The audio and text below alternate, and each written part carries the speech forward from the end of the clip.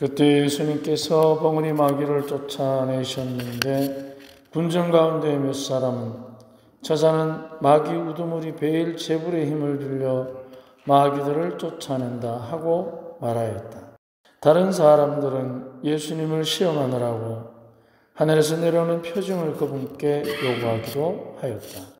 예수님께서는 그들의 생각을 아시고 이렇게 말씀하셨다. 어느 나라든지 서로 갈랐으면 망하고 집들도 무너진다. 사탄도 서로 갈랐으면 그의 나라가 어떻게 버티게 되겠느냐. 그런데도 너희는 내가 베엘제불의 힘을 빌려 마귀들을 쫓아낸다고 말한다. 내가 만일 베엘제불의 힘을 빌려 마귀들을 쫓아낸다면 너희와 너희의 아들들은 누구의 힘을 빌려 마귀들을 쫓아낸다는 말이냐. 그러니 바로 그들이 너희의 재판관이 될 것이다. 그러나 내가 하느님의 손가락으로 마귀들을 쫓아내는 것이며 하느님의 나라가 이미 너희에게 와 있는 것이다. 힘센 자가 완전히 무장하고 자기 저택을 지키면 그의 재산은 안전하다. 그러나 더 힘센 자가 덤벼들어 그를 이기면 그 자는 그가 의지하던 무장을 빼앗고 저희끼리 전리품을 나눈다. 내 편에 서지 않는 자를 나를 반대하는 자고 나와 함께 모아들이지 않는 자는 흩어버리는 자다. 더러운 영이 사람에게서 나가면 쉴 데를 찾아 물 없는 곳을 돌아다니지만 찾지 못한다. 그때 그는 내가 나온 집으로 돌아가야지 하고 말한다. 그리고 그는 가서 그 집이 말끔히 치워지고 정돈되어 있는 것을 보게 된다. 그러면 다시 나와 자기보다 더 악한 영 7을 데리고 그 집에 들어가 자리를 잡는다.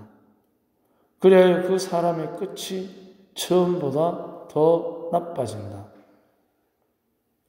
주님의 말씀입니다.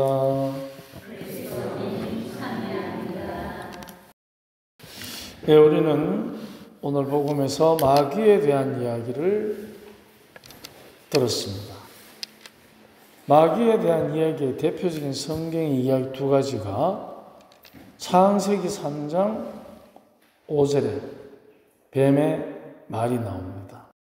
너희가 하느님처럼 되어 선과 악을 알게 될까봐 라는 말을 합니다. 하느님처럼 선과 악을 알게 될까봐. 그래서 하나님께서 그 나무 열매를 따먹지 말라고 한 것이다. 하느님처럼 선과 악을 알게 될까봐. 그리고 마태복음 4장에 보면 단식하신 예수님과 악마가 이제 맞대면하는 이야기가 나옵니다. 이 돌들을 빵이 되게 해보라. 높은 곳에 데리고 가서 온 세상을 보여주고 나에게 절을 하면 다 주겠다. 그리고 성전 꼭대기에서 뛰어내려봐라. 하느님께서 천사들을 보며 너를 지키는가 보자. 이 두 가지 성경에 나오는 그 이야기에 사람과 마귀, 그리고 예수님과 마귀가 만나는 장면에 보면 서로가 마귀가 유혹하는 도구가 하나 있습니다. 그게 바로 먹는 것입니다. 먹는 것. 나무 열매, 빵. 그러면은 하느님처럼 된다는 말을 듣고 먹고 싶어하는 여자에게 먹을 것은, 그리고 굶주린 자에게 예수님에게 먹을 것은, 이게 굉장히 이제 중요한 하나의 마귀가 유혹할 때 쓰는 전략 중에 하나가 그게 바로 뭐냐면 내가 약할 때, 또 내가 원할 때 이 두 가지의 때에 맞는 적절한 유혹의 도구가 던져지는 것입니다. 꼭 먹을 것만이 아니라 지나친 겸손을 통해서 내가 해야 할 일임에도 불구하고 그 역량을 발휘하지 못하게 하고, 때로는 너무 과하게 몰입을 해서 오히려 집착하는 결과를 빚어낼 수도 있습니다. 그래서 마귀라는 존재는 굉장히 영적인 존재임에도 불구하고 그 하느님이 주신 영적인 그 무한한 자유를 하느님에게서 멀어지는데 전략적으로 사용하는 아주 영적으로 교묘한 존재입니다.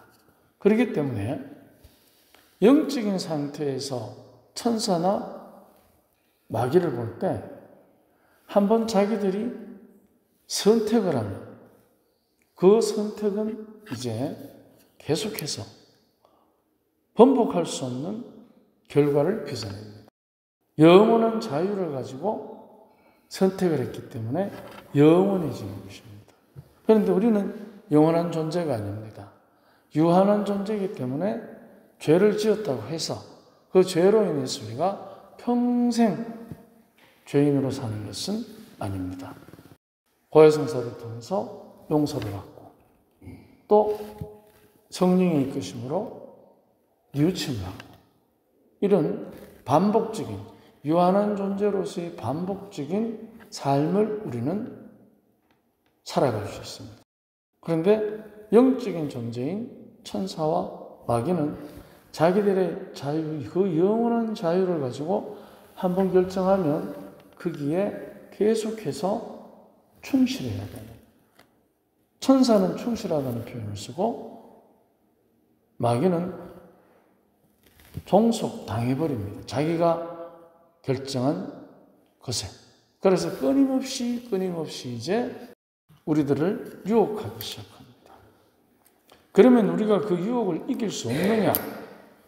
아닙니다. 우리가 주님의 기도에 보면 악에서 구하소서, 유혹에 빠지지 않게 하소서 하는 기도를 전제로, 주님께서 우리에게 가르치신 그 기도를 전제로 볼 때 우리는 이제 이길 수 있는, 유혹에 빠지지 않을 수 있는 수련의 시간을 가질 수 있고, 궁극적으로는 악의 세력으로부터 구원받는 복음이 우리에게 주어져 있는 것입니다. 그래서 우리의 삶에서, 그러면 내가 어떤 유혹을 받아서 죄를 지었을 때, 유혹을 받아서 그러는 거지, 내가 죄를 짓고 싶지 않았는데 어쩔 수 없었다, 그것은 변명에 불과합니다. 왜냐하면 우리가 대부분 죄를 짓게 되는 그 죄의 그러니까 죄를 범했을 때 내가 갖게 되는 대가가 있습니다. 그게 뭐냐면 쾌락과 이익입니다. 경제적 이익과 심리적 쾌락. 이 두 가지에 의해서 우리는 이제 죄를 범하게 됩니다. 그러면은 쾌락을 포기하고 이익을 포기하면 거꾸로 되겠죠. 유혹을 이기기. 세상에 살면서 그러면 돈 안 벌고 재미없이 누가 삽니까? 바로 이제 거기에 함정이 있습니다. 무슨 함정이 있느냐? 내가 본능적인 육체적 쾌락, 심리적 쾌락을 즐기고 경제적인 이문을 탐하는 게 당연하다는 그 본능적 욕구에 대한 변명입니다. 우리는 본능적 욕구도 있지만 거기에 반해서 성화되는 의욕도 하느님께서 주신 것입니다. 그렇기 때문에 성화되는 의욕, 즉 선하고 거룩하게 변화되는 그 의욕을 우리가 갖고 있습니다. 그럼 그 의욕은 어떻게 표현되어지느냐? 사람들을 사랑하고 하느님을 공경하는 것으로 표현됩니다. 그러면 사람을 사랑한다는 것은 우리가 누구에게 잘해주는 거 맞습니다. 잘해주는 거 맞는데 사람을 사랑할 때 가장 경계해야 될 것이 바로 사랑이라는 이름으로 그 사람을 이용하는 것입니다. 그러면 상대를 이용하지 않고 내가 정말 그 사람을 사랑하는 것은 반드시 뭐가 따라오느냐? 희생이 있다는 겁니다. 그런데 그 희생은 누가 대신할 수 없는 겁니다. 왜냐하면 그 사랑은 그 사람과 나만의 나눔이기 때문에 어느 누구도 대신할 수 없는 겁니다. 그렇기 때문에 사랑이 이용당하지 않기 위해서는 반드시 거기에 희생이 있다는 겁니다. 그리고 그 희생은 그냥 힘든 것만 동반하는 것이 아니라 반드시 그 안에 하느님께서 주시는 그 희생에 대한 축복이 주어집니다. 그게 바로 뭐냐면 유혹을 이길 수 있는, 마귀를 이길 수 있는 식별력이라고 합니다. 그거를 식별이라고 해요. 해안을 가지는 거죠. 아, 이건 유혹이다. 전에도 이런 유혹이 왔을 때 내가 넘어갔었는데 이번에는 기도로 또는 선한 처신으로 또는 거룩한 하느님의 말씀을 기억하면서 또는 성사 생활을 하면서 우리가 이제 그 식별의 힘을 갖게 됩니다. 그래서 식별의 힘을 갖게 되면 이제 성곽을 마귀가 이야기하는 하느님처럼 알게 되는 것. 그게 아니고 예수님께서 이 돌들을 빵이 되게 해보시오 하고 유혹을 받았을 때 사람이 빵만으로만 살지 않고 하느님의 입에서 나오는 모든 말씀으로 살아간다.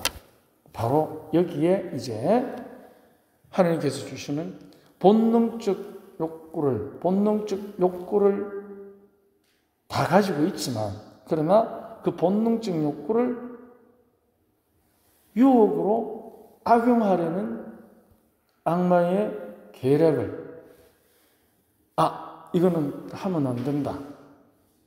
전에는 해봤는데 내가 해본 결과 나한테 양심적 갈등과 또 이것이 드러났을 때 내가 갖게 되는 수치심 또 이게 발각될까 봐 나 혼자만 갖고 있는 두려움 이런 것들로부터 이제 벗어나는 영적인 해방, 심리적 위로를 받게 되는 식별력의 지혜를 갖게 된다는 것입니다.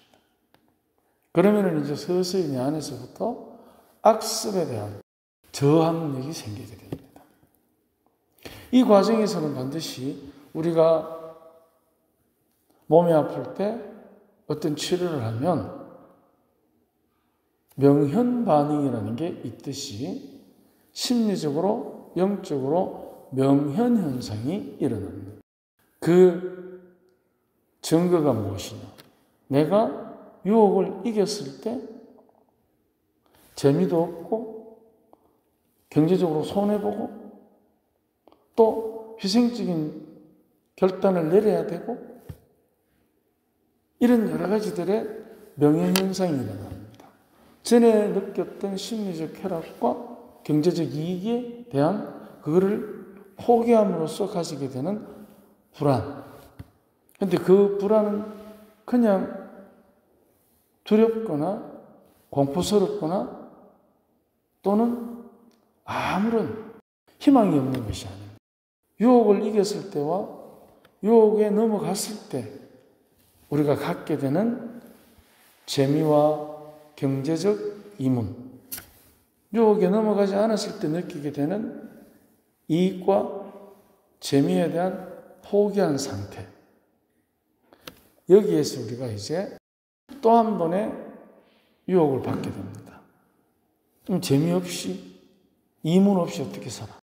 이게 이제 명현 현상이라고 할 수 있는데, 그럴 때 우리 안에 주님께서는 이제 죽음을 넘어선 영원한 생명에 대한 희망으로 우리에게 또 다른 위로의 은총을 주시는 것입니다. 그래서 우리가 성경에 나오는 마귀, 악마, 사탄, 유혹자, 이런 여러 가지 그 이름으로 나오는 악의 세력이라고 할 수 있는 이 세력들은 결국 우리를 끊임없이 유혹하지만, 그러나 우리는 거기에 반해서 성체성사, 고해성사, 매일의 기도, 하나님의 말씀, 이런 것들을 통해서 우리가 그 유혹을 이길 수 있도록 반대가 아니고 마귀를 창조하신 분, 마귀를 창조한 것이 아니라 선한 영의 존재를 창조했는데, 이 영의 존재가 하나님을 거부하는 걸 선택했다는 의미 속에서 마귀도 하나님의 피조물입니다. 그렇기 때문에 우리는 하나님 예수 구세주의 이름으로 이길 수 있습니다. 우리가 가끔 생활하면서 대인관계 속에서 마음이 상할 때가 있습니다. 그럴 때 마음 상하는 것보다도 먼저 해야 될 게, 그러면 내 마음을 상하게 하는 사람이 하루 이틀 만나는 게 아니거든요. 그럴 때 그 사람을 만나기 전에 먼저 우리가 화살 기도라는 게 있어요. 화살 기도를 악마를 향해서, 유혹의 손짓을 하는 악마를 향해서 한번 쏴야 됩니다. 그리고 그 사람을 만나면 내가 이미 악마의 계략에 기도의 화살을 쐈기 때문에 충분히 나 안에 은총의 힘으로 그 마음 상함을 피해가거나 극복하거나 할 수 있는 힘이 있다는 것입니다. 그래서 오늘 우리가 마귀에 대한 예수님의 그 말씀은 우리 실생활 속에 그런 유혹들이 항상 마귀의 활동이 있다는 것을 영적으로 우리는 깨달아야 합니다. 그래서 우리 모두가, 물론 우리는 실수도 하고 죄도 저지릅니다. 그럴 때마다 주님께서 우리에게 마련해 주신 바로 축복의 힘이 있다는 거 꼭 기억합시다. 아멘.